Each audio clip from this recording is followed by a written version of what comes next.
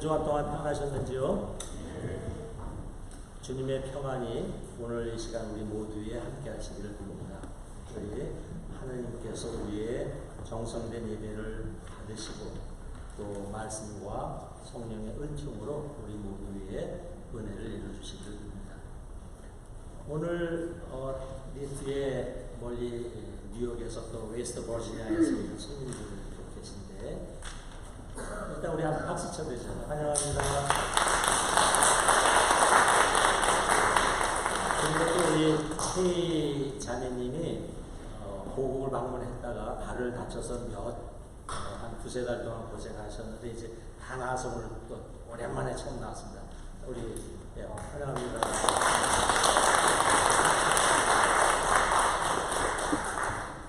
오늘은 세례의 은총으로 삽시다라는 제목으로 함께 말씀을 나누고자 합니다.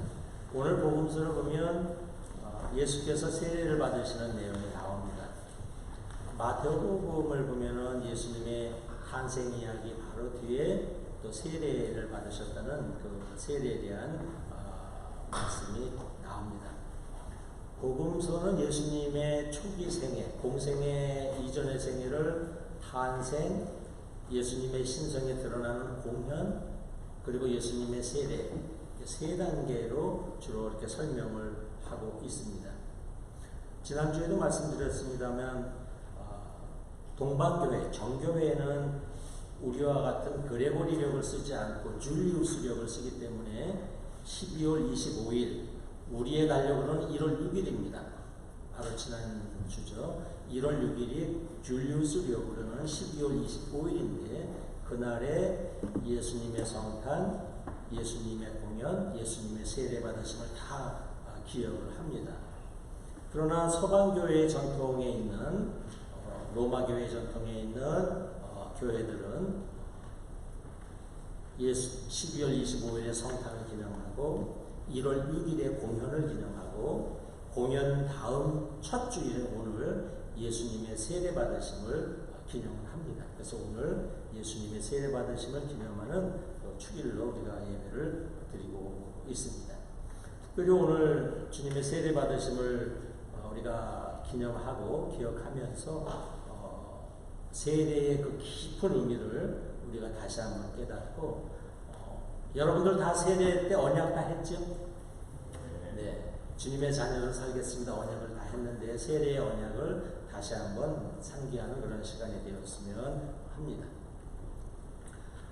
신앙생활에 있어서 세례는 매우 중요합니다. 여러분 세례 받았을 때의 그 설렘, 그 다짐, 그 각오 기억하십니까?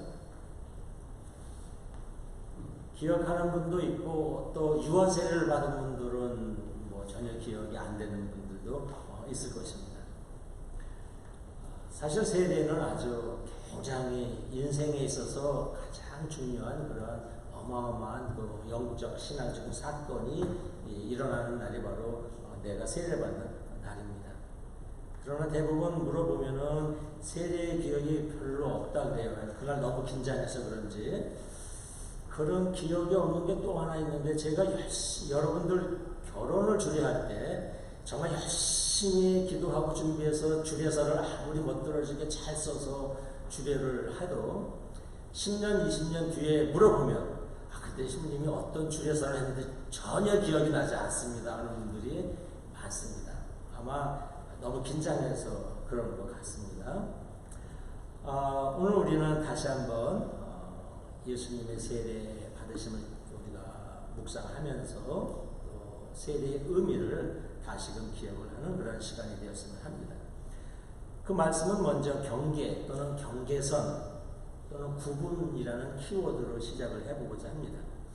여러분 오렌지를 깎아 먹을 때는 뭐 참 쉬워요. 껍질과 속에 있는 것이 구분이 쉬운데 저는 사과를 먹거나 수박을 먹을 때마다 어디까지가 껍질이고 어디까지가 속인지 그때마다 늘 헷갈립니다.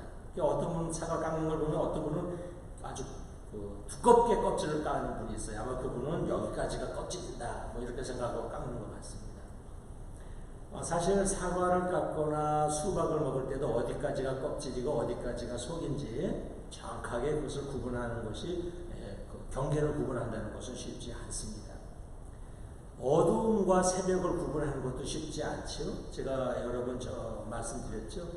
어떤 스승이 제자들에게 자 새벽의 정의에 대해서 한번 생각해보자. 너는 언제를 새벽이라고 생각하느냐. 성미 급한 제자가 먼저 손을 번쩍 들고 얘기하죠. 선생님, 옆에 있는 나뭇가지들이 희끗희끗 보이기 시작할 때가 새벽입니다. 아니다. 또한 제자가 손을 듭니다.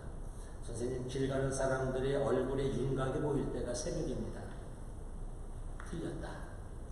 새벽은 지나가는 모든 사람들이 다 너의 형제와 자매로 보일 때 그때가 바로 새벽이니라. 이렇게 얘기를 하죠. 아마 여러분 많이 들어보셨을 겁니다. 새벽에 대한 데피니션이 이렇게 다를 수 있습니다. 새벽의 경계를 뭐로 보느냐 하는 것이죠. 어른과 아이를 구분하는 경계선도 쉽지 않습니다. 얼마 전 고국에서 투표하는 나이를 19살에서 18살로 내렸다고 합니다. 찬반 양론이 많은 것 같습니다. 18살에 도대체 뭘 안다고 투표권을 줘? 하고 불편해하는 분들도 있습니다.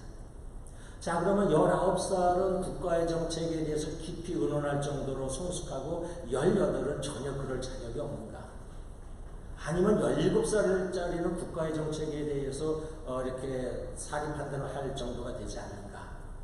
19살, 18살, 17살 경계선을 정한다는 것이 쉽지 않습니다. 미국의 음주 가능한 연령은 제가 알기로는 21살로 알고 있습니다. 21살. 자, 그러면 20살짜리는 도대체 술 먹을 수 있는 그 술을 먹으면 절대로 안 되는가? 21살짜리는 술을 먹어도 되고 20살짜리는 절대로 술을 먹으면 안 되는가? 그런 그 신체적인 과학적인 데이터가 있는가? 없을 겁니다. 아마 애매모호한 경계입니다. 경계. 이 경계 구분을 한다는 것은 쉽지 않습니다. 자, 여러분은 언제 아이에서 어른이 되었습니까? 어른과 아이의 구분은 또 우리가 어떻게 구분을 해야 할까 하는 것이죠. 어른과 아이를 구분하는 경계선, 그 기준이 뭘까? 나이일까? 어제 그 박성주 박사님은 이제 우리 유해를 발굴해서 이 치아를 가지고 이렇게 나이 구분하는 걸 어제 잠깐 봤습니다만, 어른과 아이를 구분하는 기준이 뭘까? 나이일까? 책임감일까? 어떤 성숙도일까? 결혼 의무일까? 참 애매합니다. 자, 그러면 또 애매함이 또 있습니다. 세상 사람과 영적인 사람을 구분하는 기준은 무엇인가? 옛 사람과 새 사람을 구분하는 기준은 무엇인가? 나는 언제 영적인 사람이 되었는가? 나는 언제부터 새 사람이 되었고, 나는 언제부터 크리스찬이 되었는가? 나는 언제부터 하나님의 사람이 되었는가? 여러분, 그 경계가 분명합니까? 별로 그렇게 쉽지 않습니다. 마르코복음서를 보면 첫 이야기를 예수님의 세례 받으심으로 시작을 합니다. 마리아와 요셉의 이야기 다 뺍니다. 성탄 이야기 마르코복음에는 없습니다. 동방박사 이야기 없습니다. 마르코에게는 아기 예수의 탄생, 동방박사들의 얘기 하나도 중요하지 않습니다. 마르코에게 중요한 것은 예수님이 세례 받으셨다는 겁니다. 이것이 마르코의 정말 중요한 일이었습니다. 마르코뿐 아니라 사실은 마테오, 마르코, 루가, 심지어 요한복음서까지도 예수의 세례 받으심에 대해서 아주 다 분명하게 기록을 하고 있습니다. 그만큼 복음서는 예수의 세례를 가장 중요한 그 이벤트, 사건으로 보고 있습니다. 그러므로 우리는 오늘 이 복음서에서 그렇게 중요하게 여기고 있는 세례의 의미를 한번 보도록 하겠습니다. 침례 요한이 회개하여라, 하나님 나라가 다가왔다 하고 외쳤습니다. 회개하여라, 그러면 죄를 용서받을 것이다 하고 외쳤습니다. 그때에 요르단 강으로 예수께서 찾아오셔서 세례 요한에게 와서 침례를 받죠.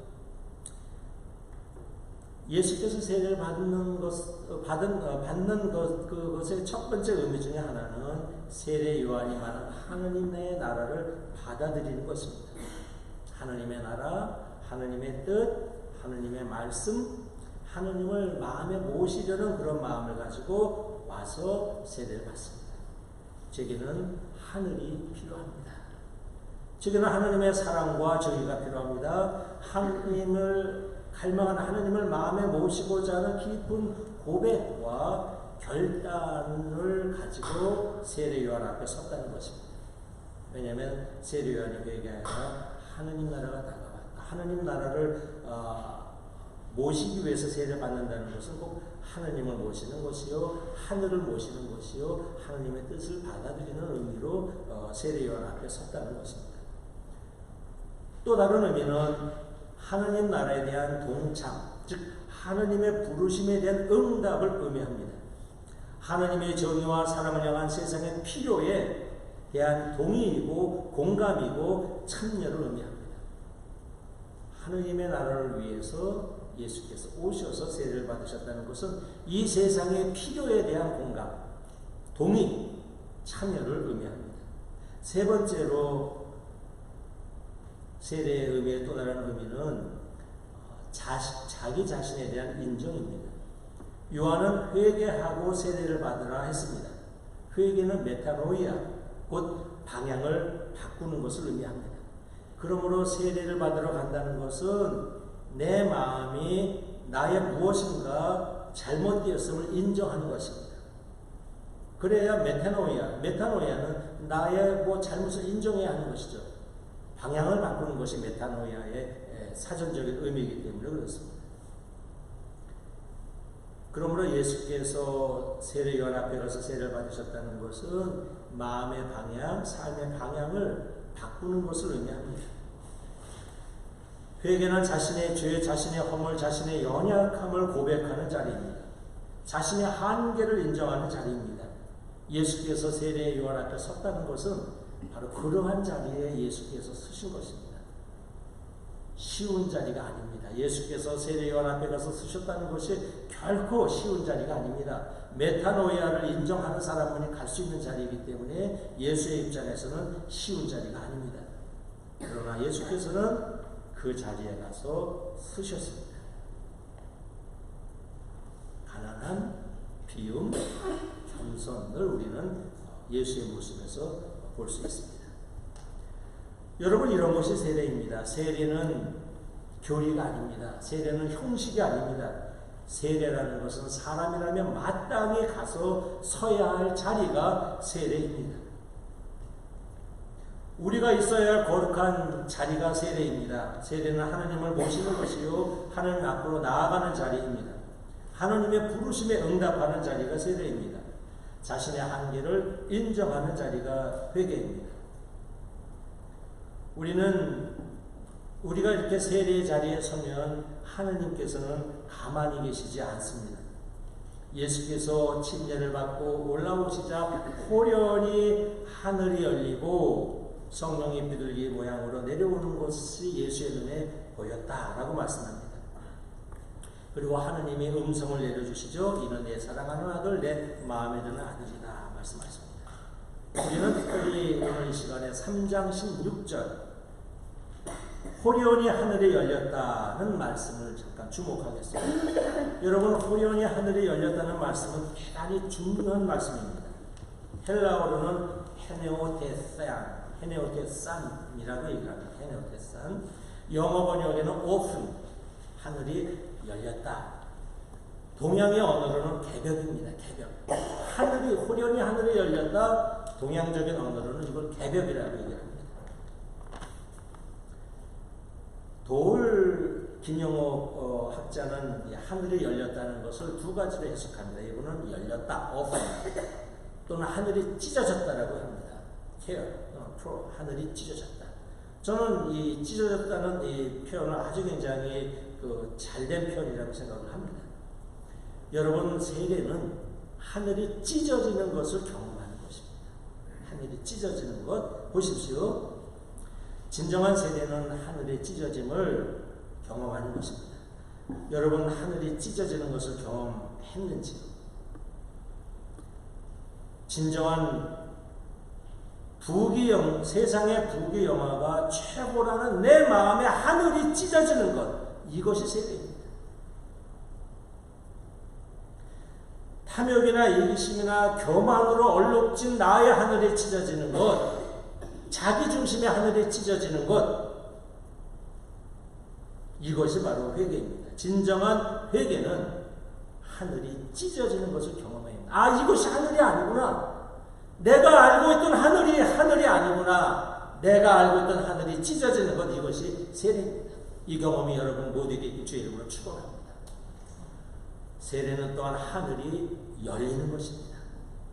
내가 알고 있던 하늘이 찢어지고 새로운 하늘이 열리는 것입니다. 그래서 요한묵시록에는 뭐라 그래요? 새 하늘, 새 땅.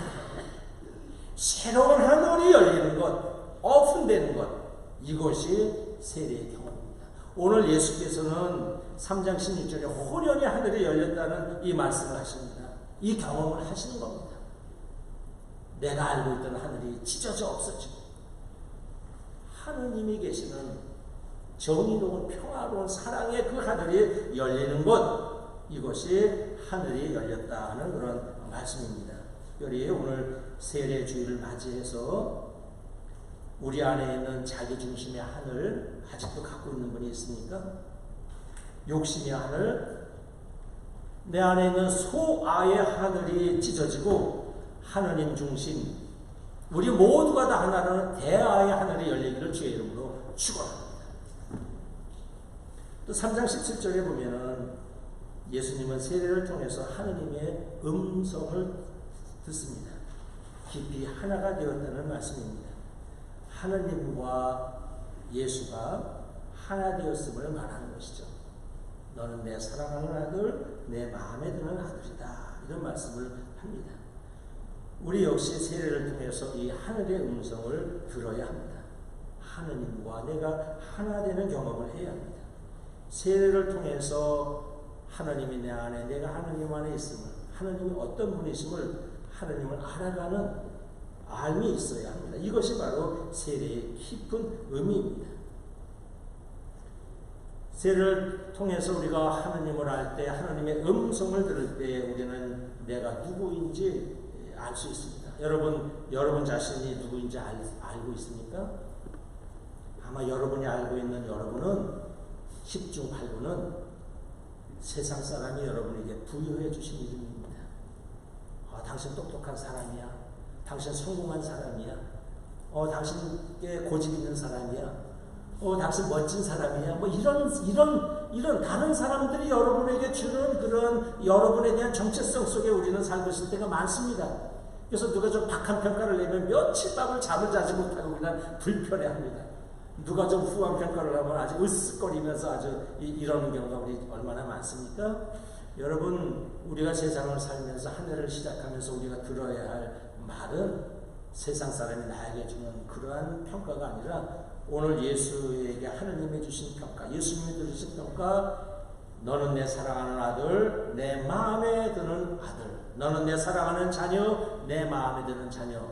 이 음성이 바로 우리가 세례할 때 우리도 들어야 할 음성이고 예수께서는 이 음성을 들었습니다. 여러분, 이 세상을 살아가시면서 여러분의 정체성을 요구해 두셔야 합니다. 여러분은 하나님의 사랑하는 자녀요, 하나님의 마음에 드는 자녀임을 믿으시고 주의 이름으로 축원합니다. 그리고 그 자녀됨을 가지고 정체성을 가지고 우리가 세상을 살아가야 합니다. 오늘 세례를 통해서 예수님은 그 정체성, 그 음성을 확인하게 됩니다. 세례는 바로 이런 것입니다. 겸손히 자기를 회개하고 하느님 앞에 섰을 때 하늘이 찢어지는 경험을 하고 하늘이 열리는 경험을 하고 하느님의 음성을 듣고 하느님을 만나는 것, 하느님을 알게 되는 것, 내가 누구인지 알게 되는 것, 새 땅이 무엇인지, 내가 어떻게 살아야 하는지, 무엇을 해야 되는지 알게 되는 것, 이것이 바로 세례의 자리입니다. 바로 여기서 자비가 나고 용기가 나고 용서가 나고 불의 앞에 일어설 수 있는 용기가 이런 데서 나올 수 있는 것입니다. 다시 한번 경계로 구분으로 들어갑니다. 여러분, 어른과 아이의 구분이 어디에 있을까? 땅의 사람과 하늘 사람의 구분이 어디에 있는가? 마태오나 마르카복음서는 바로 세례의 자리라고 생각하고 있는 것 같습니다. 옛사람과 새사람의 구분이 어디에 있는가? 세례입니다. 세례는 하느님을 내 인생에 모시는 자리요, 하느님의 음성을 듣는 자리요, 새 하늘과 새 땅의 눈에 들어오는 자리가 세례의 자리이기 때문에 그렇습니다. 하느님의 아들 예수 그리스도를 깊이 영접하고 그분과 만나는 것, 이 자리, 새 사람이 시작되는 자리, 이 자리가 바로 세례라는 것입니다. 세례, 예수님처럼 이 세례의 은총으로 살아가길 주의 이름으로 축원합니다. 옛 하늘이 찢어졌음을 분명히 기억하시고 새 하늘이 열린 감동을 붙잡고 살기를 바랍니다. 너는 사랑하는 내 자녀, 내 마음에 드는 자녀라는 이 하늘의 음성이 나의 정체성임을 알고 이 새해에도 하느님의 사람으로, 새 사람으로 살아가는 여러분 되기를 주의 이름으로 축원합니다. 성부와 성자와 성령의 이름으로 말씀드렸습니다.